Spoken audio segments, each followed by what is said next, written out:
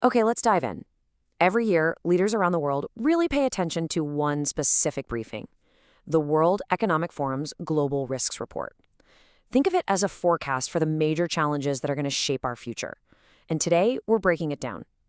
This isn't just about things that might happen, it's about the real, tangible risks that are set to define the next decade. Now, for this explainer, we're zeroing in. We're taking the WEF's latest massive report and focusing on what it all means specifically for the Northern Asia business sector.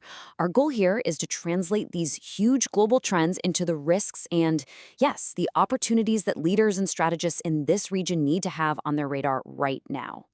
So here's how we're going to tackle this. First, we'll set the scene with the big picture, a world they say is on the precipice. Then we'll look at the immediate, short-term shocks we're facing. After that, we'll zoom out to the long-term, decade-defining dangers. And finally, we'll bring it all together and ask what this all means for doing business in Northern Asia. Right, so let's start with that big picture. And I'll tell you, the report does not pull any punches. The overall tone is pretty sobering. It paints a picture of a world at a really critical point, staring down a future that looks darker, way more competitive, and just deeply uncertain. If one number could sum it all up, it's this one: 57%. That's the percentage of global experts who are bracing for a turbulent or even stormy decade ahead. And that's a huge majority. It's a really clear sign of deep pessimism from the very people who watch these global trends for a living. And this quote right here really gets to the heart of it. The report's main theme is that we're entering a new competitive order. So what does that mean? Well, basically, the era of cooperation is fading. We're moving into a time where things like trade, technology, and finance are being used less for shared growth and more as weapons in a global power struggle. Okay, so how does that big, gloomy outlook actually translate into threats we can see right now? The report is super clear about the dangers we're facing in the next 2 years. These aren't far-off problems. These are the shocks that are already knocking on the door. Take a look at the top 5 risks for the next couple of years. A pattern just jumps right out at you, doesn't it? Number 1 is geoeconomic confrontation. That's followed by misinformation, societal polarization, and even state-based armed conflict. It's just striking how geopolitical and tech risks are completely dominating the immediate future. So what is geoeconomic confrontation exactly? In simple terms, it's the weaponization of the economy. We're talking about things like sanctions, tariffs, banning tech exports, all of it used to score political points. It's basically economic warfare without the actual shooting. And here is exactly why this is the number 1 risk. For the powerhouse economies of Northern Asia, which are so heavily driven by exports, this isn't some abstract idea. This threat strikes right at the heart of their entire business model. It messes with the global supply chains that are their absolute lifeblood. And it doesn't stop there. The report also flags some other major short-term headaches.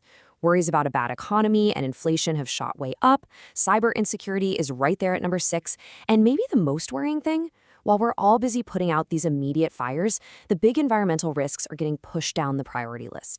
But, and this is a big but, when we zoom the camera out and look at the next 10 years, the whole risk landscape just completely changes.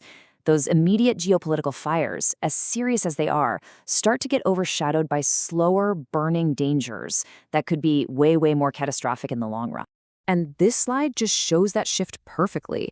I mean, look at the contrast. The 10-year list is almost entirely green. We're talking environmental risks, extreme weather, biodiversity loss, huge changes to our planet's systems. They take all the top spots. The geopolitical stuff fades into the background, and these massive systemic threats take over.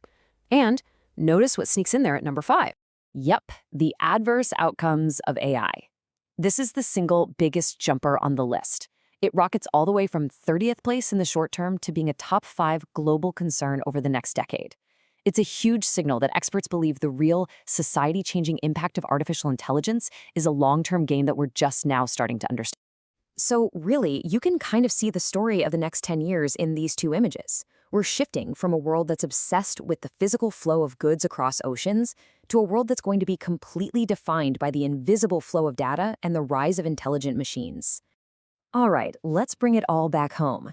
So what does this complicated map of risks, short-term and long-term, actually mean for a business leader sitting in Northern Asia today? How do you turn all this global doom and gloom into a concrete action plan?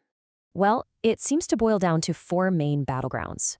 First, you've got to completely reevaluate your supply chains to survive these geoeconomic shocks. Second, you're in a high-stakes tech arms race, especially with AI and quantum computing. Third, you got to brace for some serious economic turbulence. And fourth, you have to manage the internal pressures from societal polarization, which is often fanned by all that misinformation we talked about. And that last point about polarization, it's not just some vague, fuzzy concern. The report's own data shows that business leaders in Eastern Asia actually rank it as a top 10 risk. For them, it is a very real, domestic problem that can tear apart markets, workforces, and the trust you have with your customers. And just to hammer home that number one threat we started with, business leaders in 16 different countries, many of them being those same export-focused economies in Northern Asia, they all rank geoeconomic confrontation in their top 5 risks. For this region, it is absolutely the clear and present danger. Which leaves us all with this final, massive question. The report makes it crystal clear that the old ways of doing business are over.